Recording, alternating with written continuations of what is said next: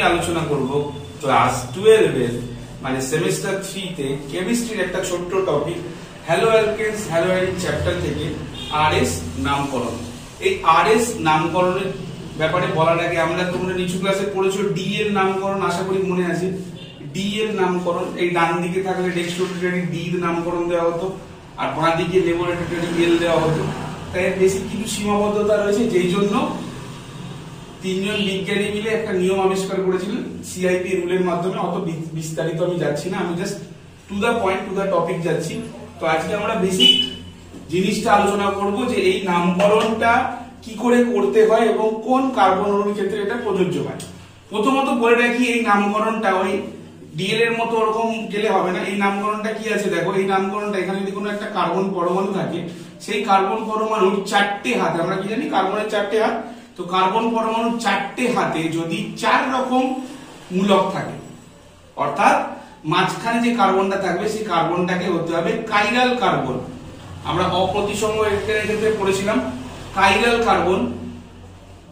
সেই কাইরাল কার্বনের কি হয়, কাইরাল কার্বনের চারটে হাতে, এই সিটাকে এইভাবে না লিখে আমি যদি এখানে মাঝখানে সি লিখে দিই, বা তুমি ডাইরেক্ট এরকম ড্যাশ টেনে দিতে পারো, কোনো অসুবিধা নেই। তো এটা আমি বোঝার সুবিধার্থে এখানটা ড্যাশই টানছি, যাতে জিনিসটা বুঝতে সুবিধা হয়। তাহলে এই যে কার্বনটা আছে, এই কার্বনটাকে বলা হয় কাইরাল কার্বন। কেন বলা হয়, এই কার্বনের চারটে হাতে চারটে ডিফারেন্ট গ্রুপ রয়েছে। তাহলে এই কাইরাল কার্বনের ক্ষেত্রে নরমাল যে নামকরণ, সে নামকরণ ইম্প্যাক্ট নোমেনক্লেচার অনুযায়ী হবে, কিন্তু সেই নামকরণের আগে আর বসবে না এস বসবে, সেইটা এই রুলের মাধ্যমে আমরা জেনে নেব। রুলটা কি দেখো, এক্ষেত্রে একটা জিনিস নজর রাখতে হবে, নজর এটাই রাখতে হবে যে ডি অর্থাৎ এই এবিসিডিটা কি actually, A B C D হচ্ছে, এখানে বলতে পারি আমি মানে অ্যাকচুয়ালি সাইজ আকারে বলা যেতে পারে, যেখানে এ বড় বি এর থেকে, বি আবার সি এর থেকে বড় এবং সি আবার ডি এর থেকে বড় সাইজে। তাহলে সবথেকে ছোট কে ডি।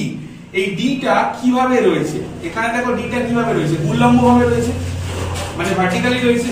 তাহলে যখন ডি ভার্টিক্যালি অবস্থায় থাকবে, তখন এ থেকে বি তে ঘুরে আমি সি তে যাব, এইভাবে মনে রাখতে হবে। এ থেকে বি তে ঘুরে সি তে যাব, তার মানে এটা আমি কিভাবে যাচ্ছি দেখো, এইভাবে, এটাকে বলা হচ্ছে ক্লকওয়াইজ। তাহলে এটা যদি ক্লকওয়াইজ আমার হয়, এই এ বি সি সিআইপি রুলে একটা বইয়ের মধ্যে দেখবে একটা সুন্দর করে চার্ট দেওয়া আছে, মানে কার পারমাণবিক ক্রমাঙ্ক বেশি সেই অনুযায়ী পারমাণবিক ভর এক্সেট্রা মিশিয়ে একটা বানানো রয়েছে। তাহলে এটা আমি কি করে দেখবো, এ থেকে বি তে ঘুরে সি তে যাচ্ছে, যেখানে ডি অনুভূমিক ভাবে রয়েছে বা উল্লম্ব ভাবে রয়েছে, দুটোর জন্য রুল আলাদা। এই ক্ষেত্রে কি আছে, এই ক্ষেত্রে ভালো করে দেখো, এ থেকে বি তে ঘুরে সি তে যাচ্ছে কি ক্লকওয়াইজ, এবং ডি আছে উল্লম্ব ভাবে। তাহলে এই ক্ষেত্রে এই নামকরণটা হবে আর। ক্লকওয়াইজ হলে এই নামকরণটা হবে কিন্তু আর।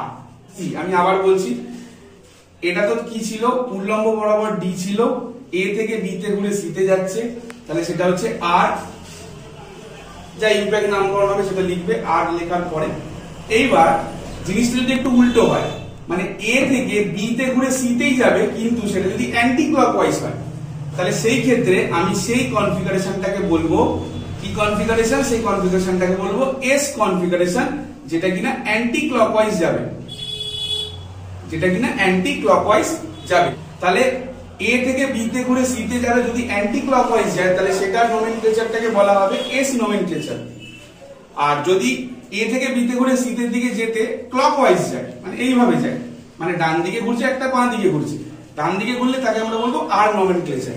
ঠিক আছে, এইবার এটা তো শুধুমাত্র যদি ডি উল্লম্ব ভাবে থাকে, যদি ডি উল্লম্ব ভাবে থাকে তাহলে আমরা নামকরণটা এইভাবে করতে পারি। কিন্তু ডি যদি অনুভূমিক ভাবে থাকে, সাপোজ ধরো ডি রয়েছে এইভাবে, ডি ধরো রয়েছে এইভাবে, এ বি, ধরো এখানে সি আছে এখানে ডি আছে, ডিটা এইভাবে রয়েছে, ডি যদি অনুভূমিক ভাবে থাকে তাহলে কিন্তু নিয়মটা একটু পাল্টে যাবে। তাহলে কিন্তু নিয়মটা একটু পাল্টে যাবে, কিরকম হবে দেখো, এ থেকে বি তে ঘুরে সি তে যাবে, তাহলে হিসাব মতো দেখতে গেলে এটা কিন্তু ক্লকওয়াইজ, হিসাব মতো দেখতে গেলে এটা কিন্তু ক্লকওয়াইজ। কিন্তু যেহেতু ডিটা অনুভূমিক ভাবে আছে, তাহলে এখানে কি হবে, যা হবে তার উল্টোটা লিখতে হবে। ক্লকওয়াইজ হলে আমরা কি লিখেছিলাম, ডি যখন উল্লম্ব ভাবে ছিল আর, এই ক্ষেত্রে ডিটা কি আছে, অনুভূমিক ভাবে আছে, তাহলে এই ক্ষেত্রে দেখাচ্ছে ক্লকওয়াইজ, তাহলে এই ক্ষেত্রে আমাকে লিখতে হবে এস। আমি আবার বোঝানোর চেষ্টা করছি, ডিটা যদি উল্লম্ব ভাবে থাকে তাহলে যা দেখবো তাই লিখবো, ক্লকওয়াইজ হলে আর, অ্যান্টি ক্লকওয়াইজ হলে এস। কিন্তু ডিটা যদি অনুভূমিক ভাবে থাকে, তাহলে অনুভূমিক ভাবে থাকলে কি হবে, যেটা দেখবো মানে ক্লকওয়াইজ দেখলে সেটাকে লিখতে হবে এস, আর অ্যান্টি ক্লকওয়াইজ দেখলে সেটাকে লিখতে হবে আর। আশা করি বোঝা গেছে। আমরা কয়েকটা এক্সাম্পলের মাধ্যমে ব্যাপারটা আরো একটু বুঝে নিই। দেখো, একটা উদাহরণের মাধ্যমে আমি ভালো করে আরো বুঝিয়ে দিচ্ছি আরএস নোমেনক্লেচার কিভাবে করবে। দেখো, সাপোজ এই একটা জিনিস স্ট্রাকচার দেওয়া রয়েছে, এটা ওয়েজ ফরমেশনে দেওয়া রয়েছে, আমাকে ফিশারে কনভার্ট করে জিনিসটা করতে হবে। তবু আমি বলে রাখি, এই ওয়েজ থেকে তোমরা যদি চাও নামকরণটার জন্য এটাকে নরমাল ভাবে এইভাবে লিখে নিতে পারো। দেখো, নরমাল ভাবে নাম এইভাবে লিখলে আসছে 2-chloro-3-methyl বিউটেন, কিন্তু এই বিউটেনের মানে এই নামকরণের আগে আর হবে না এস হবে, সেই নিয়মটাই কিন্তু তোমাকে এখান থেকে দেখতে হবে। তাহলে সেটা দেখার আগে আমি যে আগের ক্ষেত্রে বললাম যে একটা বইতে রুল আছে, সিআইপি রুল বলে, তিনজন বিজ্ঞানীর নামে একটা রুল, ওনারা প্রাধান্যক্রম অনুযায়ী একটা ছক সাজিয়েছিলেন, সেই ছকটা ভালো করে মুখস্থ করে দিতে পারো। আমি একটা শর্টকাট জিনিস বলে দিচ্ছি কিভাবে তুমি মনে রাখবে। দেখো, পারমাণবিক সংখ্যা বা পারমাণবিক ক্রমাঙ্ক তুমি দেখতে পাবে, পারমাণবিক ক্রমাঙ্ক তুমি জানো, পর্যায় সারণী থেকে শিখেছো। সেই অনুযায়ী তুমি কিন্তু এ বি সি ডি, যেটা আমি আগে বললাম, এ বি সি ডি টা আগে কিন্তু বিচার করে নেবে কার পারমাণবিক সংখ্যা প্রাধান্য বেশি পাবে। তাহলে সেই অনুযায়ী যদি বলা হয়, এই দেখো এখানে চারটে রয়েছে, একটা এই গ্রুপ রয়েছে, একটা এই গ্রুপ, একটা এই গ্রুপ, একটা এই গ্রুপ, মানে এটা গ্রুপ বলাই চলে। তাহলে এখানে আমি সবার আগে আমার উদ্দেশ্য হচ্ছে আগে ডি খুঁজবো, ডিটাকে, এবং ডি এর পজিশনটা কি, উল্লম্ব ভাবে না অনুভূমিক ভাবে, তারপরে এবিসিডি আস্তে আস্তে খুঁজবো। তাহলে এখানে দেখো স্পষ্ট দেখতে পাচ্ছি এই পারমাণবিক ক্রম অনুযায়ী যদি তুমি দেখো, পারমাণবিক সংখ্যার ক্রম অনুযায়ী দেখো, তাহলে সব থেকে কম কিন্তু আছে এইচ এখানে। তাহলে এখানে ডি কে হবে, ডি হবে এইচ। এইবার দেখো ক্লোরিন, এই কার্বনের সাথে এই বন্ধনে প্রথম বন্ধনে কি আছে, কার্বন, এখানেও কার্বন আছে, কিন্তু এখানে আছে ক্লোরিন। তা ক্লোরিনের পারমাণবিক সংখ্যা যেটা এদের থেকে আগে আসবে, বেশি হবে, তাহলে এটাকে আমি দেবো এ তে। তাহলে বোঝা গেল এ আর ডি। আর এখানে দেখো স্পষ্টতই দেখা যাচ্ছে ডি কি রূপে আছে, ডি রূপ আছে তোমার অনুভূমিক ভাবে, মানে এরকম ভাবে আছে ডিটা। এইবার মেন প্রবলেম হচ্ছে কাকে বি নাম দেবো আর কাকে সি নাম দেবো। ভালো করে দেখো, এই কার্বনের সাথে এই যে গ্রুপটা আছে এটা মিথাইল গ্রুপ, শুধুমাত্র একটা কার্বনওয়ালা গ্রুপ আছে। আর উপরের সাথে যেটা আছে, একটা দেখো একটা নরমাল কার্বনওয়ালা গ্রুপ আছে এইটা, আর উপরের এইটা যেটা আছে ওটা কিরকম আছে দেখো, সিএইচ, উপরেও CH3, নিচেও কিন্তু CH3। তার মানে এই সি এর পর এইটার ক্ষেত্রে এই সি এর পর যদি আমি যাই কাকে পাবো, হাইড্রোজেনকে পাবো। কিন্তু এই সি এর পর এইটার ক্ষেত্রে আমি কাকে পাবো, এই সি এর পর কিন্তু আমি আরেকটা সি কে পাবো। ভালো করে ব্যাপারটা বোঝো। এই CH3 টাকে যদি আমি এইভাবে না লিখে, বোঝানোর জন্য বলছি, যদি এইভাবে লিখি তাহলে এই সি এর পর আমি কাকে পাবো, এইচ কে পাচ্ছি, তিনটে এইচ আছে তো এইচ কে পাবো, আর এই সি এর পর কিন্তু আমি কার্বনদের পাচ্ছি। তাহলে এই ক্ষেত্রে পারমাণবিক সংখ্যা অনুযায়ী বলতে পারো এর যে পারমাণবিক সংখ্যা সেটা এটার থেকে বেশি। তাহলে এ কে আমি ধরবো বি, তাহলে বি কাকে ধরবো, CH3 আশা করি বোঝা গেল। তাহলে এ বি ডি পেয়ে গেলাম, তাহলে বাকি যেটা পড়ে থাকলো সেটা হচ্ছে কি, সেটা হচ্ছে সি। এইবার আমার যে ক্লকওয়াইজ অ্যান্টি ক্লকওয়াইজ নিয়মটা ছিল সেটা কি ছিল, এ থেকে বি তে ঘুরে সি তে যাবে, এ থেকে বি তে ঘুরে সি তে যাবে। তাহলে এখানে এ হচ্ছে এটা, তাহলে এটা হচ্ছে এ, এটা হচ্ছে বি, এটা হচ্ছে সি। মাথায় রাখবে এ থেকে বি তে ঘুরে সি তে যাবে, কিন্তু এ থেকে সি ঘুরে বি যাবে না, অ্যালফাবেটিক্যালি যাবে। তাহলে এই ক্ষেত্রে যদি এ থেকে বি তে ঘুরে সি তে যেতে হয় তাহলে ওকে এই রাস্তাটা অবলম্বন করতে হবে। তাহলে ওকে কোন রাস্তা অবলম্বন করতে হবে, ডানবর্তী, বা এখানে আমি বলতে পারি ক্লকওয়াইজ রাস্তা। তাহলে আমি আগে এতেই বললাম যে ক্লকওয়াইজ যদি যায় এবং ডিটা যদি অনুভূমিক ভাবে থাকে তাহলে সেটাকে কি নামকরণ করা হয়, সেটাকে নামকরণ করা হয় এস।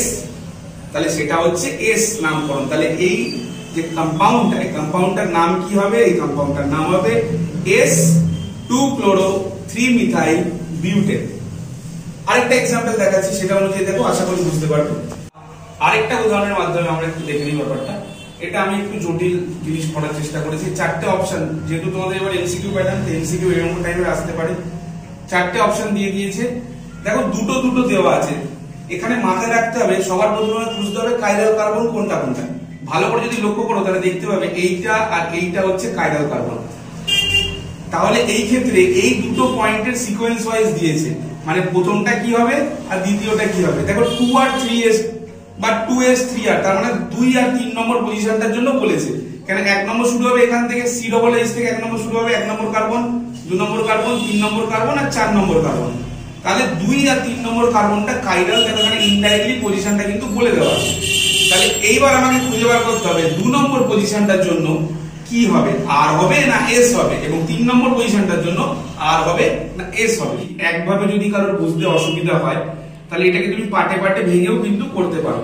যখন আমি 2 নম্বর কার্বনটার জন্য করব, ভালো করে দেখে নাও, 2 নম্বর কার্বনটার জন্য যখন করব তাহলে এখানে আমি কি লিখবো, CO2H লিখলাম, মানে এটা COOH, এটা H, এটা OH, এটা 2 নম্বর কার্বনটার জন্য।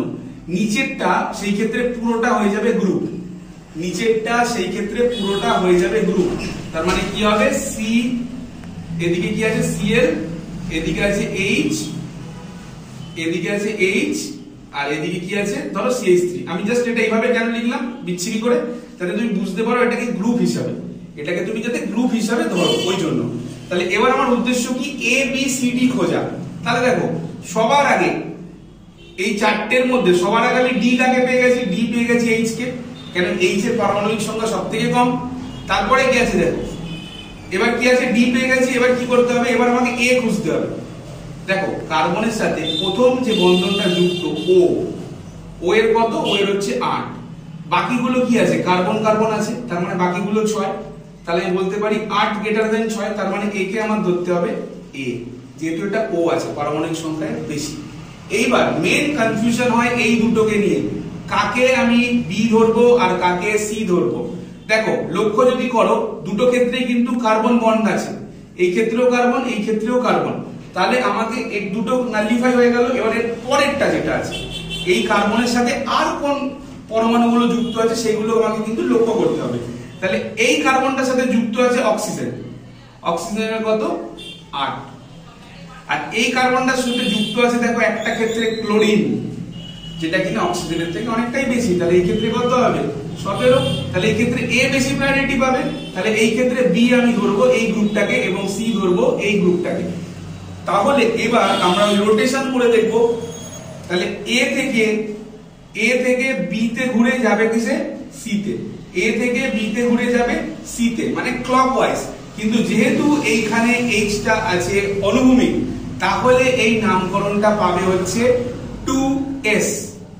তাহলে এই নামকরণটা পাবে কি 2s।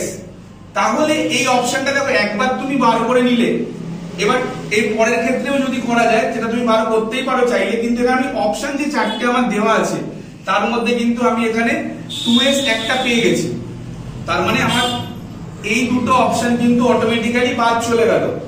এমসিকিউ তে এভাবে বাদ দিয়ে যেটা অ্যাকচুয়াল হবে সেটাই বুঝতে হয়। তাহলে এই দুটো অপশন কিন্তু আমার এমনি মনে মনে বাদ হয়ে গেল। তাহলে পড়ে নিল কোন অপশনটা, এই দুটো অপশন। আচ্ছা, আমরা 2 নম্বর পজিশনের জন্য যেরকম ভাবে দেখলাম, 3 নম্বর পজিশনটাও তো আমরা সেইভাবে দেখতে পারি। তাহলে 3 নম্বর পজিশনটা এবার দেখা যাক 3 নম্বর পজিশনটা কি হবে। 3 নম্বর পজিশনের ক্ষেত্রে দেখো, 3 নম্বর পজিশনের ক্ষেত্রে কি হবে, উপরের পুরোটাকে ধরতে হবে একটা গ্রুপ হিসাবে। 3 নম্বর পজিশনের ক্ষেত্রে উপরের পুরোটাকে ধরতে হবে একটা গ্রুপ হিসাবে। তাহলে আমি কি লিখলাম, এভাবে উপরের গ্রুপটা আমি কিভাবে লিখবো, উপরের গ্রুপটা এভাবে লিখবো, COH, CO2H, H, এটা আমি গ্রুপ হিসাবেই রাখলাম, এটাকে আমি কোনো কাউন্টিং এ আনছি না।